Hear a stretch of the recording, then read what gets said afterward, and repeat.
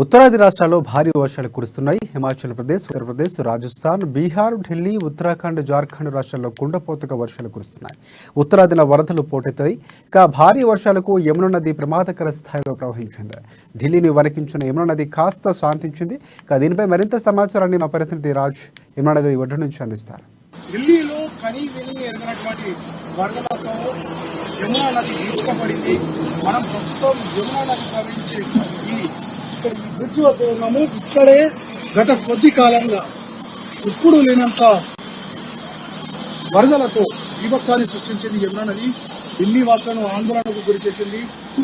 Overall గా చూస్తే danger level ఏదైతే ఉందో 205.33 దాటి దాదాపు 3 మీటర్లకు పైగానే ప్రవహించినటువంటి యమునా నది ఢిల్లీలో పలు ప్రాంతాలను పూర్తిగా జలమయం చేసింది. దాదాపు 27,000 మంది ప్రజలు నిరాశ్రయులయ్యారు. ఈ క్యాంపు ఏదైతే ఉందో ఇదంతా కూడా రిలీఫ్ క్యాంపు. ఇక్కడ ఢిల్లీ మున్సిపల్ సంబంధించినటువంటి అధికారులు ఎప్పటికప్పుడు పర్యవేక్షిస్తున్నారు. మరోవైపు పోలీసులు పూర్తి స్థాయిలో ఇక్కడ వారు భద్రతను ఏర్పాటు చేశారు.